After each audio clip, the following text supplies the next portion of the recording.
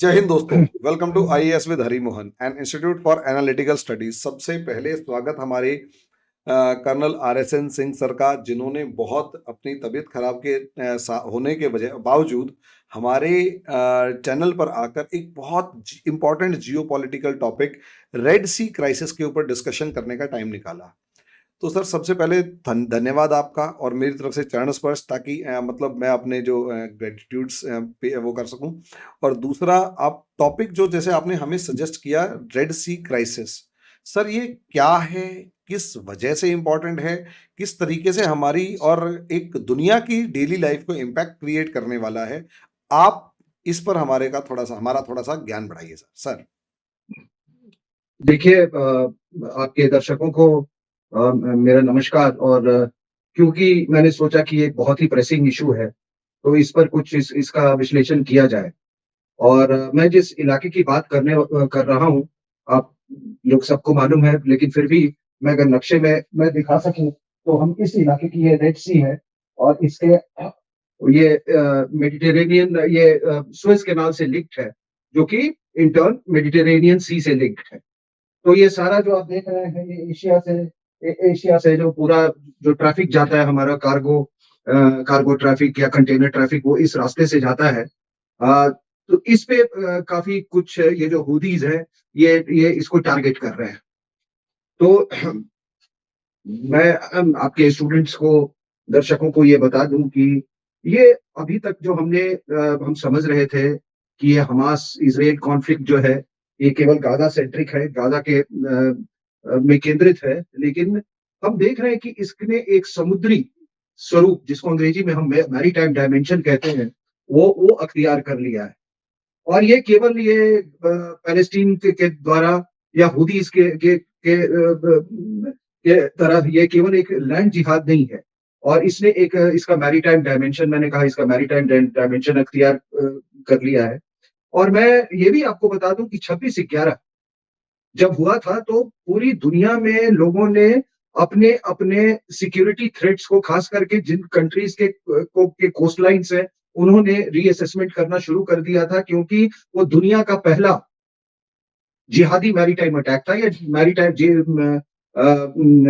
यूं कहें कि ये फर्स्ट मैरीटाइम टेररिस्ट अटैक था।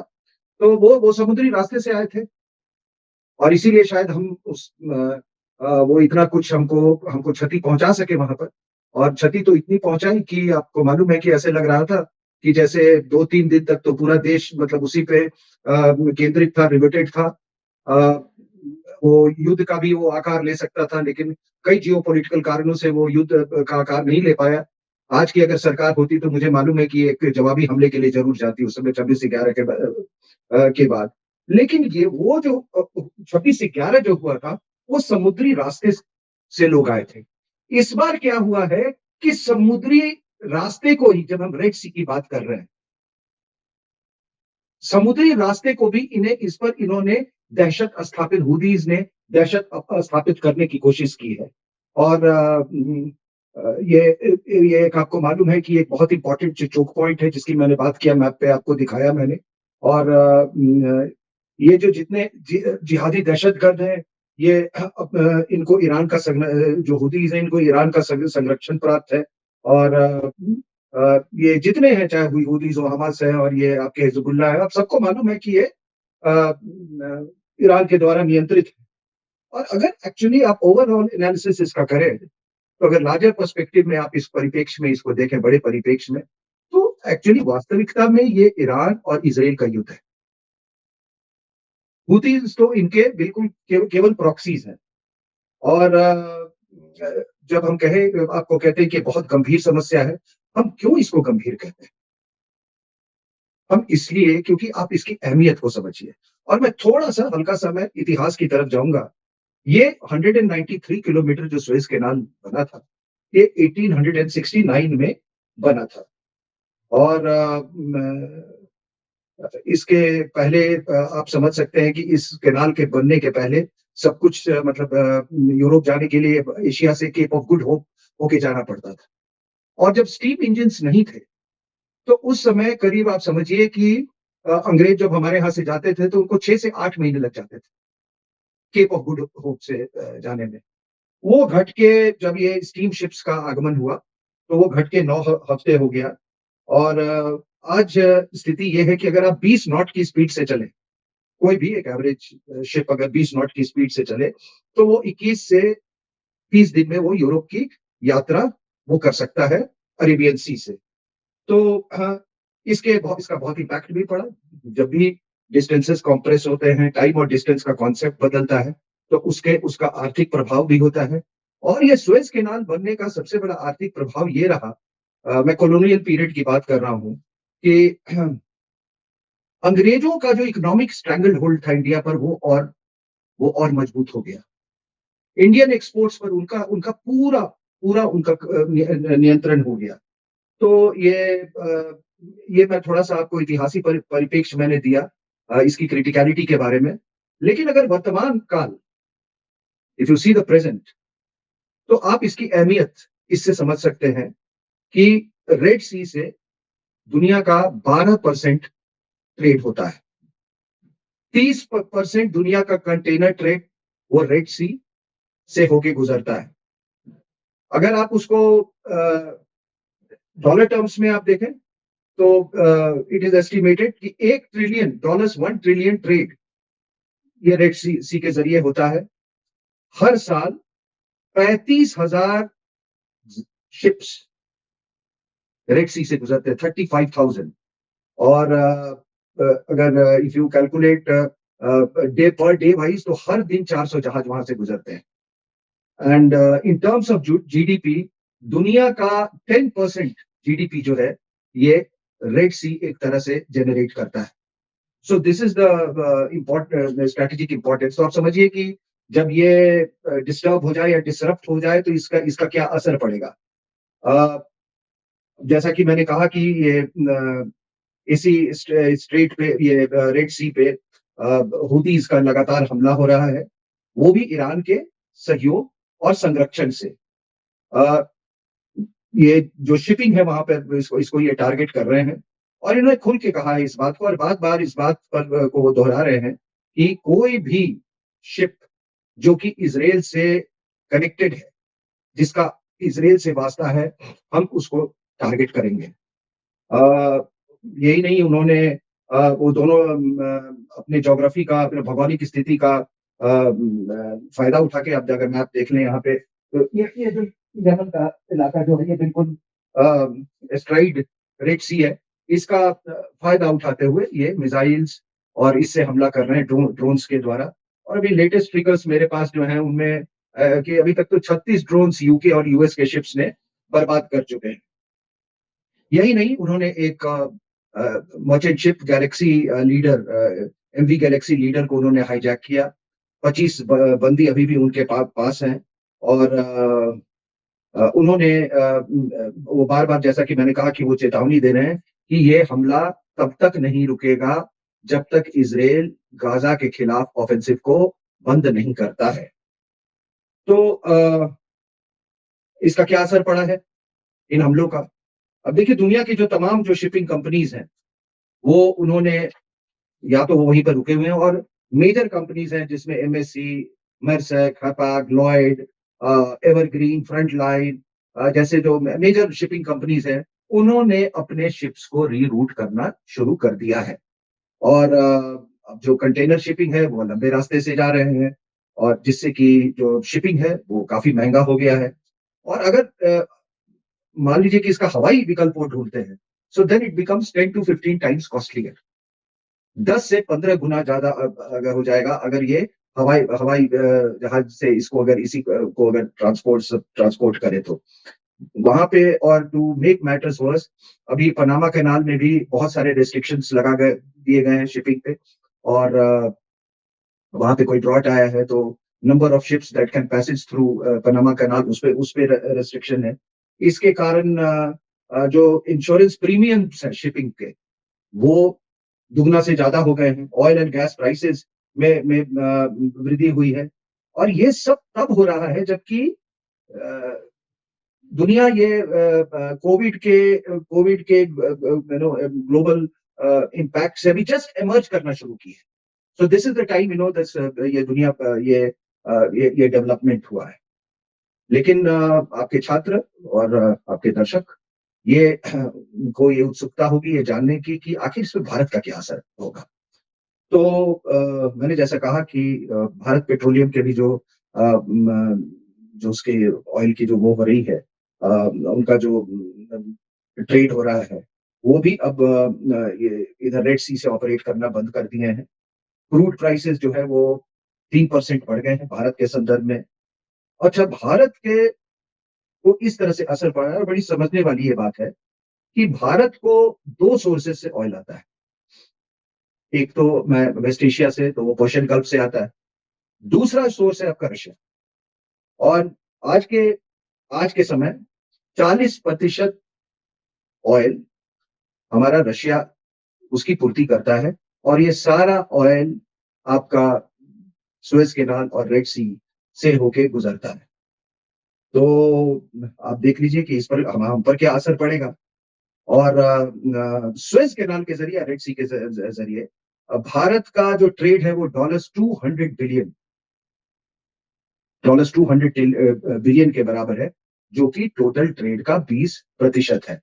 अ, अ, एक और आंकड़ा आपको बता दूं कि सुएज कैनाल के होने के कारण भारत और यूरोप की दूरी 7,000 से 8,000 किलोमीटर कम हो गई है।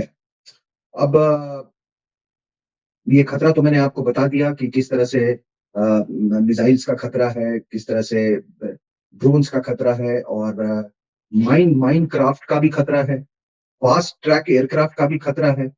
और ये पूरे 300 से 400 किलोमीटर लंबे कोस्ट लाइन को इस तरीके से उसको प्रोटेक्ट करना, उसको सिक्योरिटी देना, ये अपने आप में एक बहुत बड़ी चुनौती है।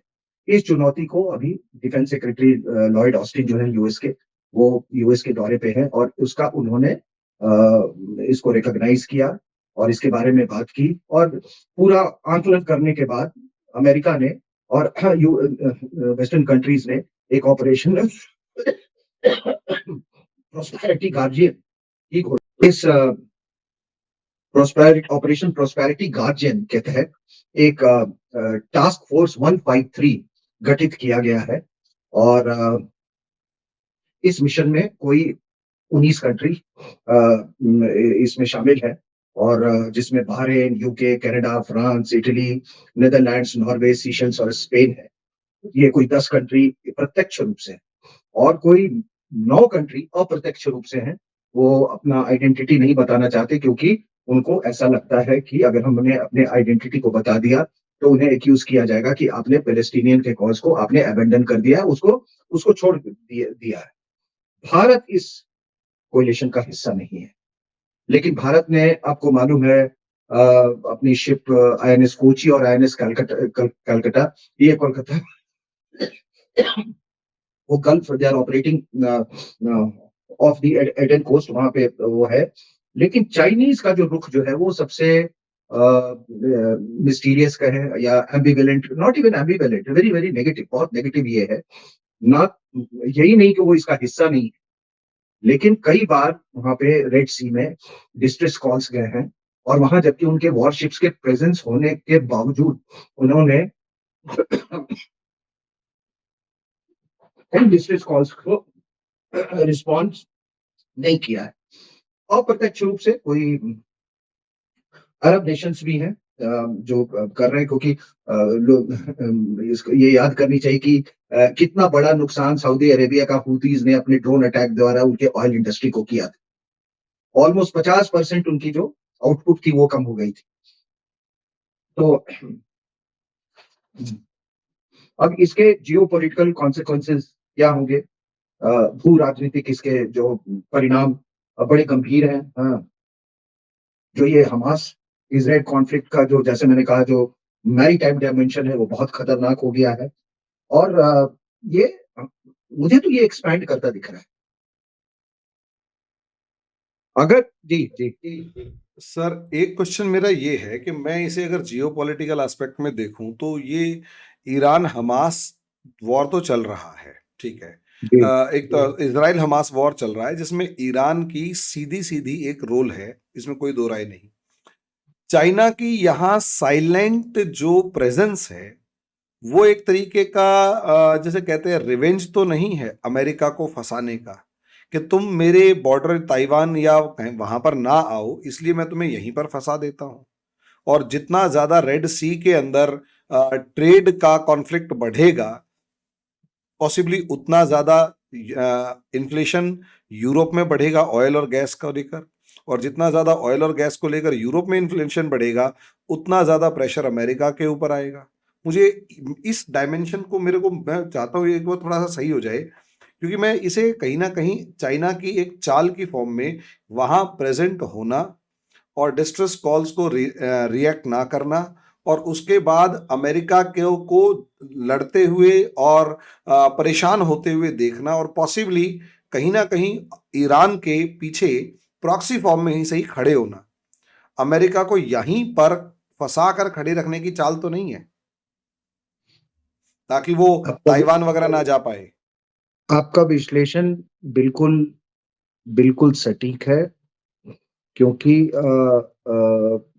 सबको मालूम है कि इसका जो स्रोत जो है, the source of this entire geopolitical flux कहिए या ये मैरीटाइम डिसरप्शन कहिए या ये पूरा जो रीजन का है, इनफैक्ट अगर आप देखें तो हमास इजराइल वॉर अब दो फ्रंट पे लड़ी जा रही है, एक तो गाजा फ्रंट पे और एक रेड सी फ्रंट पे। अब सबको मालूम है कि इसका जो source of this entire instability वो ईरान है, लेकिन आप कुछ कारणों से ईरान को प्रत्यक्ष रूप से कोई टारगेट नहीं करना चाह रहा है, पहली बात। दूसरी बात, आपने बिल्कुल सही कहा। मेरी कल जनरल जीडी बख्शी से बात हो रही थी इसी के बारे में, तो उनका भी ये विश्लेषण है कि जैसा आपने कहा कि क्योंकि यहाँ पे एक तो रशिया यूक्रेन कॉन्फ्लिक्ट चल रहा है और दूसरा आप देख रहे हैं कि ग्लोब के इस हिस्से में ये कॉन्फ्लिक्ट जो है वो एक्सपैंड कर रहा है, जहाँ पे बिल्कुल जो यूएस और उसके एलाइज हैं वो बिल्कुल यहाँ पर टाइड अप हो चुके हैं। तो उनका ये मानना है कि अगर आप जियो स्ट्रेटेजिकली देखें तो ये ताइवान पे कार्रवाई करने के लिए चीन का सबसे अच्छा मौका है, क्योंकि इस जी जी एक क्वेश्चन और है सर, सॉरी मैं आपको जी। बार बार हाँ, डिस्टर्ब कर नहीं रहा हूँ, नहीं मेरे नहीं, को आप बड़ा बोलिए, it's a free discussion. Sir मुझे पता नहीं क्यों ऐसा भी लग रहा है कि ईरान चाहता है कि अमेरिका उससे पंगे ले क्योंकि एक ड्रोन इशू हुआ था जिसमें ईरान अमेरिका का जो एयरक्राफ्ट कैरियर था, I forgot the name of that carrier, उसमें ईरान के चॉपर्स या ड्रोन आए हैं और अमेरिका को वहां से वापस आना पड़ा है हरमूज स्ट्रेट से। तो सर मुझे पता नहीं क्यों ऐसा लग रहा है कि ईरान चाहता है अमेरिका को कि तू एक बार पंगे ले फिर मैं यहाँ खुलकर आग लगाऊंगा और तेरे को यहीं पर फंसा कर खड़ा करूंगा। और चाइना भी यही लड़ाई चाहता है। अभी हुती को जानबूझकर जलाया, हिजबुल्ला उधर से जला रहा है। सीरिया इराक में भी अमेरिका शांत नहीं है। तो लास्ट इन सब का जो मदर मतलब ऑर्गेनाइजेशन कहो या कंट्री कहो या फाउंटेन मतलब एक फाउंटेन स्पॉट कहो जहां से निकल रहा है ये सब, वो ईरान है। और अमेरिका उसको कंटेन करने की कोशिश कर रहा है और पीछे रशिया खड़ा हुआ है जो अमेरिका के ऊपर एक प्रेशर अजीब सा क्रिएट, मुझे एक बहुत अजीब सी सिनारियो सबसे ज्यादा अमेरिका की लग रही है कि अमेरिका फंसा हुआ है यहाँ पर वही और वही चाइना इस चीज को एंजॉय कर रहा है और ईरान का एक डायलेमा बना हुआ है कि करूं या ना करूं। Sir ji. प्लीज इस तो पर थोड़ा सा ज्ञान। नहीं, आपने बिल्कुल सही कहा कि ये जो ऐसा लगता है कि Iran is punching beyond its weight, और ये तभी पॉसिबल है जब उसको इस बात का इत्मीनान है कि उसके पीछे कुछ ताकतें हैं जो उसको आश्वासन दे रही हैं। और वो ताकतें, जाहिर सी बात है, उसमें चीन है, उसमें रशिया भी है, और प्रॉक्सी वॉर मैं समझ सकता हूँ। सबको मालूम है कि ईरान के प्रॉक्सीज कौन है उस रीजन में, लेकिन ये पूरे प्रॉक्सी वॉर को इस स्तर तक ले जाना, ये शायद मुझे लगता है कि अमेरिकन ने भी कैलकुलेट इसको नहीं किया था इसको। और इसीलिए अगर मैं देखिए क्या होता है कि जब कोई बड़ा युद्ध होता है या जब युद्ध युद्ध एक्सपैंड करता है, तो वो कोई ऐसी घटना हो जाती है कि जिसके बारे में आपने कभी कैलकुलेट नहीं किया। अब मान लीजिए अभी तक इन्हों कह रहे हैं कि इन्होंने कोई 36 ड्रोन्स यूएस और यूके के शिप्स ने उसको न्यूट्रलाइज किया है, लेकिन मिसाइल्स फिर भी पेनिट्रेट करने में कुछ मिसाइल सक्सेसफुल हो गए। और अगर कोई मेजर डैमेज हो जाता है इससे, तो भाई ये तो यूरोप के भी अस्तित्व का सवाल है ना। अब आप बताएं, अगर मान लीजिए ये ट्रेड रूट एशिया से, सबसे पहले कि इस रेड सी का अगर आप लोकेशन देखें, तो ये जो आपके सदर्न इंडियन ओशन जो है और सदर्न एटलांटिक है, उसको ये ओविएट करता है। अगर ट्रेड रूट देखें from from Arabian sea to Europe, तो वो इसकी जो जरूरत है कि भाई सदर्न इंडियन ओशन को के लिए कोई मतलब नहीं रह जाता, सदर्न एटलांटिक के लिए कोई उसका कोई मतलब नहीं रह जाता है। दूसरा क्या है कि अ, एक और चीज हमें नजरअंदाज नहीं करना चाहिए कि ये जो हमने India middle east Europe economic corridor IMEC का जो हमने जब घोषणा की, उससे कहीं पर चीन बहुत परेशान है, और इसके बारे में हमने पहले भी इसकी चर्चा की थी कहीं पे। तो उनको लगता है कि ये बीआरआई बेल्ट रोड इनिशिएटिव को न्यूट्रलाइज करने का एक बहुत बड़ा मतलब वो एक तरीका है, एक षड्यंत्र है। तो रेड सी जो है इट इज इसका संबंध जो है ये आईमेक से भी है, India middle east economic corridor को। तो एक ये भी कारण है क्योंकि चाइनीज का बहुत प्रेस्टीज जो है, ऐसा छोड़िए जो उन्होंने पैसा लगाया है बेल्ट रोड इनिशिएटिव में बिलियंस ऑफ डॉलर्स, उनकी बहुत उनमें उन्होंने बहुत अपना प्रेस्टीज और गुडविल उसमें इन्वेस्ट किया है उन्होंने। तो अगर ये हो जाता है, मान लीजिए अगर आईमेक जो है बहुत अच्छा मैप आपने दिखाया, अगर ये अगर ऑपरेशनलाइज हो जाता है, तो वो एक बहुत बड़ा एक सेटबैक होगा चाइना के लिए। और इसीलिए जो उनका रवैया जो आप देख रहे हैं इस पूरे मामले में, शायद इसीलिए है। और ये रवैया नहीं है, आपने बिल्कुल सही कहा कि ये इनका टैसिट सपोर्ट है मोदीज को। और थोड़ा सा मैं डाइग्रेस करूंगा। अब यहाँ पे क्या बात है कि एक एक एक बहुत नॉर्मल सी एक सीख है कि आप कभी दो फ्रंट को मत एक्टिवेट कीजिए, मत छेड़िए। अब हुआ क्या है कि जो कैलकुलेशंस मिलिट्री इंडस्ट्रियल कॉम्प्लेक्स, और and I am framing my words very carefully, जो मिलिट्री इंडस्ट्रियल कॉम्प्लेक्स जो यूएस का, जिस प्रेशराइज करके अमेरिकन जो अमेरिकन अपरेटस है, गवर्निंग अपरेटस, उससे इन्होंने ये यूक्रेन वाला मसला खड़ा किया। और इनकी कैलकुलेशन बिल्कुल बिल्कुल अपसेट हो गई, क्योंकि इन्होंने सोचा था कि हम रेजिम चेंज कर देंगे और इकोनॉमिकली हम ऐसा जब हम सैंक्शंस लगाएंगे तो पुतिन तो घुटने के बल आ जाएगा। अब Putin has also become a factor in West Asia. अभी ये 6 दिसंबर की बात है जब यूएई और सऊदी अरेबिया में वो आया है, क्या उसका उसका वेलकम हुआ ऐसा? He was escorted by fighter. Return like a boss. हाँ, he return like a boss. तो वो भी एक फैक्टर एक फैक्टर बन गया है। और शायद इसीलिए ईरान और ज्यादा एम्बोल्डेंड कि कहीं उसको चाइना और रशिया दोनों का बैक। तो मेरा क्या कहना था कि ये अमेरिकन का ये सबसे बड़ा मिसकैलकुलेशन था। अब आप आपके स्टूडेंट्स ये जानना चाहेंगे कि इसमें इंडिया का क्या ये है, तो देखिए हमारा मैं ये फिर एक ऐसा जियो पॉलिटिकल एक सिचुएशन है जहां पर हम एक फिर से स्विंग स्टेट इमर्ज करके हमारा है, क्योंकि हमारे ताल्लुकात यमन से भी बहुत अच्छे हैं और हमारे ईरान से भी अच्छे हैं ताल्लुकात। तो हम शायद डिप्लोमेटिकली बहुत सारा प्रेशर हम, हम उन पर एग्जर्ट कर सकते हैं। तो यहाँ पे इंडिया का रोल जो है, जैसे रशिया यूक्रेन कॉन्फ्लिक्ट में जो था एक स्विंग स्टेट का रोल, उसी तरीके से इस क्राइसिस में भी मैं देख रहा हूँ कि इंडिया का जो रोल है वो एक स्विंग स्टेट का होगा। लेकिन तब फ्रीडम ऑफ नेविगेशन तो सबको चाहिए साहब। रेड सी रीजन जो है उसमें अगर अगर कोई भी डिसरप्शन होगा तो वो भारत को भी इफेक्ट करेगा। तो इसलिए हमको जो भी हमारी डिप्लोमेटिक ताकत है और फिजिकल ताकत, वो हमको इस्तेमाल करना होगा इस वाटर बॉडी को महफूज या इसको सिक्योर रखने के लिए। अगर इसी तरीके से ये हालात बिगड़े रहे, तो आप समझ सकते हैं कि ग्लोबल सप्लाई चेन का क्या होगा। और एक बड़ी इंटरेस्टिंग आपको बात बता रहा हूँ कि एक ट्रांसपोर्ट कंपनी है चाइना की, एर्नहॉट, I don't know how, ERNEHOAT, I don't know how you pronounce it, but उसका हवाला दिया है चाइनीज अखबार ग्लोबल टाइम्स ने। उन्होंने कहा है कि देखिए ऐसा है कि पिछले साल हमने in and out of China हमने 3,000 ट्रेन ऑपरेट किए हैं। तो हम तो कंटेनर शिप्स के रिप्लेसमेंट बिल्कुल नहीं हो सकते हैं, लेकिन हम विकल्प जरूर है।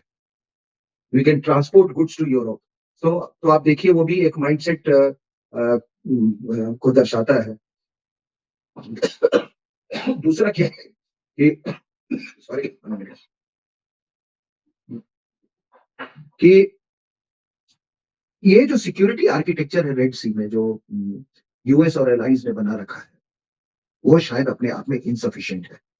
तो इन्हें न्यू सिक्योरिटी स्ट्रक्चर के बारे में सोचना होगा। और अगर हालात यही रहे, अगर हालात यही रहे, तो ये कॉन्फ्लिक्ट एक बहुत ही डेंजरस और अगली ये रूप ले सकता है। और इसके लिए हमको तैयार होना। It is a major major flash point. तो अपनी बात मैं यहीं पे समाप्त करता हूँ। अगर आपके कोई और सवाल हो।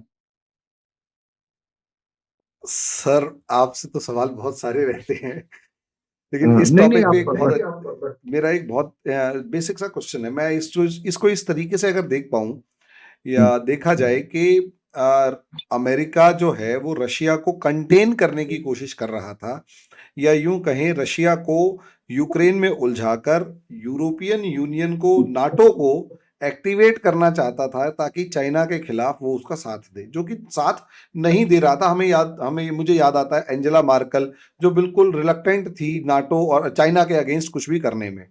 और इमैनुअल मैक्रो भी खुल के इसी तरीके से कहीं ना कहीं कहते हैं कि भाई मेरे को चाइना से बहुत ज्यादा प्रॉब्लम नहीं है। तो रशिया का डर यूक्रेन में दिखाया, ताकि रशिया भी अपने ईस्टर्न फ्रंट पे चाइना का साथ ना दे पाए जापान के मामले में। लेकिन मुझे ऐसा लगता है कि रशिया ज्यादा ताकतवर निकला, या यूं कहीं ज्यादा चालाक निकला। उसने अमेरिका को, जैसे रशिया को यूक्रेन में फंसाया अमेरिका ने, वैसे ही अमेरिका को या यूरोपियन कंट्रीज को पहले फंसाने की कोशिश की गई सेहर रीजन, अफ्रीका में। सर, माली, बुर्किना फासो, गुइना, इन सारी कंट्रीज में। वहां से यूरोपियन कंट्रीज भाग गई। वो इकोवास वगैरह ग्रुप बनाया, वो कुछ है ही नहीं। लिटरली मुझे ऐसा लगा वो भाग गई। और जब वहां से एकदम से लड़ाई खत्म हुई, तो ये हमास प्लान किया गया। क्योंकि देखो, मेरे पास सर सच में कुछ सबूत नहीं है, लेकिन मुझे ऐसा डॉट्स को कनेक्ट करता हूं तो पिक्चर अलग ही नजर आती है। और यहां पर अमेरिका को फंसाकर खड़ा कर दिया रशिया ने, कि तूने मेरे से पंगे लिए थे, अब तू बता, तेरे को मैं बताऊंगा। क्योंकि ये टसल तो शुरू से चलती आ रही है, कि कभी वियतनाम कोरिया में लड़ते थे, कभी वियतनाम में, फिर उसके बाद अफगानिस्तान में लड़े, फिर ईरान में लड़े, इराक में लड़े। तो मुझे ऐसा लगता है ये कहीं ना कहीं वही तो सिनारियो कोल्ड वॉर वाला दोबारा से नजर नहीं आ रहा है सर। देखिए मैं आपको एक बात बता दूं कि अगर आप नॉर्मल टर्म्स में आप अगर बात करें केजीबी वर्सेस सीआईए, तो मेरा अपना मानना है कि KGB is far more smarter in these games. ठीक है ना। और कुछ चीजों में तो उनकी ऐसी स्पेशलाइजेशन है कि आप उसका मुकाबला ही नहीं कर सकते।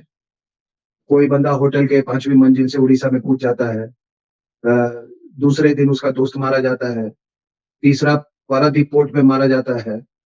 मैं ओलिगार्स की बात कर रहा हूँ, ठीक है। कोई अमेरिका में जहाँ वो ऊपर से कूद जाता है होटल से। कोई सी ऑफ जापान में अपने प्राइवेट यॉट में मारा जाता है, ठीक है। तो कोई भी, it is but natural and very logical कि जब आप किसी को फिंगर करेंगे, मैं रशिया यूक्रेन कॉन्फ्लिक्ट की बात करेंगे, तो वो आपके रिसोर्सेज और अटेंशन और रिसोर्सेज को डाइवर्ट करने के लिए वो आपके लिए नया कॉन्फ्लिक्ट जोन पैदा करेगा, ठीक है। और दूसरी बात, आप इस बात से इनकार नहीं कर सकते कि रशिया वर्सेस चाइना में कहीं चाइनीज का जो स्टेचर जो था, international stature, it had far eclipsed the Russians. लेकिन इस रशिया यूक्रेन कॉन्फ्लिक्ट के बाद मेरा अपना मानना है कि Russia has come almost at par with China now. और 2024 के बाद आप देखेंगे, एक एक है ना, एक बड़ा इंपॉर्टेंट ईयर था, the year that was 1979। Lot of things were happening in the 1979, ठीक है। कभी कभी मेरी बड़ी इच्छा है कि इस पे मैं एक किताब लिखूं, द ईयर दैट वाज 1979, ठीक है। सोवियत इन्वेजन ऑफ अफगानिस्तान, वो ईरान में जो ये हो रहा था, मक्का पर अटैक, कई कई चीजें हो रही थी। आप देखोगे कि 1979 में बहुत सारी चीजें हो रही थी, ठीक है। तो ये जो 2024 है, अगला अगले साल, ये आपको this is very interesting year. मैं इसलिए कह रहा हूँ, अमेरिका में इलेक्शन होने वाले हैं, ठीक है। और अगर ट्रंप को इन लोगों ने कोई गलत तरीके से ना रोका, तो बाय ऑल इंडिकेशंस वो राष्ट्रपति बनेगा, will get another term. European parliament में का इलेक्शन है, ठीक है।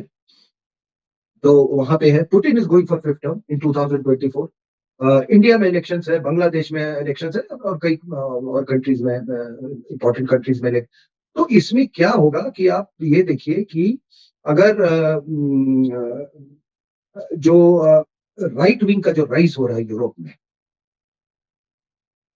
उसके बड़े लिंक्स हैं रिपब्लिकन पार्टी से अमेरिका में, ठीक है ना। और ये जो राइट विंग जो पार्टीज हैं यूरोप में, वो कहते हैं कि नहीं भैया, हमारे सिक्योरिटी आर्किटेक्चर में रशिया का बहुत बड़ा हाथ, ठीक है। सो द होल इक्वेशन में जस्ट चेंज, ठीक है। लेकिन और इसीलिए मुझे लगता है कि हमारा जो फॉरेन पॉलिसी रहा है इस दौरान, that has been brilliant, absolutely brilliant, ठीक है। और इसका इसका डिविडेंड्स आपको 2024 के अंत तक आपको इसका इसका पता चलेगा। और इसीलिए मैं कहता हूं कि India is today in the, मतलब 1947 के बाद ऐसा जियोपॉलिटिकल स्वीट स्वीट स्पॉट पे कभी भी हिंदुस्तान नहीं नहीं रहा है। एक्चुअली सर एक लास्ट, ये क्वेश्चन नहीं है, ये रिक्वेस्ट है। जब आपने 1979 के बारे में बताया, मैं भी बच्चों को जब पढ़ाता हूँ और मैप के ऊपर, तो मैं बहुत सारी चीज़ें कोशिश करता हूँ कि बता दूँ। लेकिन सर देखिए, एक्सपीरियंस मैटर तो करता है, और आप उस दौर में बिल्कुल एक एक्टिव पोजीशन पे रहे थे। सर क्या हम एक वीडियो ये कर पाएंगे 1979, जैसे जिस पे आप बुक लिखना चाहते हैं, एक आउटलाइन डिस्कस हो जाएगा, the year that changed whole geopolitics. क्योंकि सर ये करेंगे बड़ा करेंगे इंटरेस्टिंग है। मैं इसे, मतलब वो मेरे लिए एक बड़ा, जिसे कहते हैं ना सर, बहुत इंपॉर्टेंट है कि 1979 बहुत कुछ हो रहा था और मैं उसको इंडियन जो इंडिया की जो इंटरनल वो क्या नाम है, सिक्योरिटी में, उससे भी जोड़ता हूँ ना सर। तो एक अजीब ही कहानी निकल के आती है मेरे दिमाग में। सब कुछ उथल पुथल हो रहा था, सब कुछ। तो सर उसको तो मतलब आप अगर नहीं, करेंगे बुक, करेंगे उसको। लेकिन हम अगला कार्यक्रम आपके साथ एज प्रॉमिस्ड हम उस पे अर्बन नक्सल्स पे करेंगे। और मैंने मैं बिल्कुल प्रिपेयर्ड था वो करने के लिए, this case. So I said कि नहीं, ये देखिए क्या है कि जो आपके स्टूडेंट्स हैं, उनको ये सब इम्पोर्टेंट डेवलपमेंट्स जानना चाहिए। और उसके बाद ये सारे इंटेलिजेंट लोग हैं, your audience is very intelligent, वो अपने आप फिर चीजों को एक्स्ट्रापोलेट कर सकते हैं। लेकिन जब आपका 20% ट्रेड, 40% ऑयल ये खतरे में हो, पूरा शिपिंग लेन्स आपका डिस्टर्ब हो जाए। और सबसे बड़ी बात है कि जस्ट इमेजिन कि एक terrorist group has disrupted such a vital shipping लेन। और ये जिहाद का एक और स्वरूप देखिए आप। मैंने कहा ना, मुंबई 11 में तो समुद्री रास्ते से वो आए थे, ठीक है ना। और इस बार तो जो वाइटल समुद्री रास्ता है, उसी को ये बंद करने की कोशिश कर रहे हैं। So this is the dimension of today's जिहाद। ये कहीं भी हो सकता है।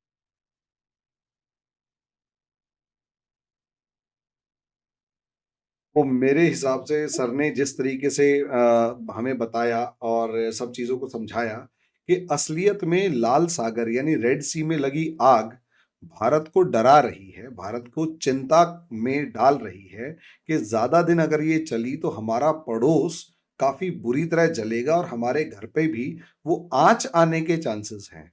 अब वो इंडिया मैं अपनी लीडरशिप पर सच में जब तक मैं जितना पढ़ता हूँ, मुझे अपनी अब तक की लीडरशिप जैसे कि सर ने कहा, ये अपना एक अब तक का पीक पॉइंट है कि इससे अच्छी पोज़ीशन हम इंडिया की खासकर जियोपॉलिटिक्स में आज तक नहीं हुई, लेकिन सिचुएशन खराब तो जियोपॉलिटिक्स में भी है। अब वहाँ एक नया भारत बनकर उभरेगा, लेकिन उससे पहले जो एक चैलेंज फेस करना पड़ेगा, उसको तो अभी चैलेंज को देखना ही पड़ेगा। तो सर इसी के साथ, इसी नोट के साथ मैं अपने इस कार्यक्रम को समाप्त करता हूँ। आज की आपकी क्लास लाजवाब रही, बहुत कुछ सीखने को मिला और मैं काफ़ी एक्साइटेड रहता था इस मामले में।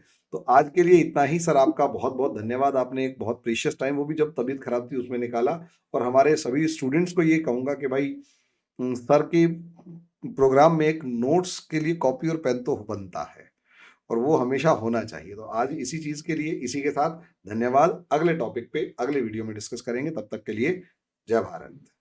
जय भारत सर।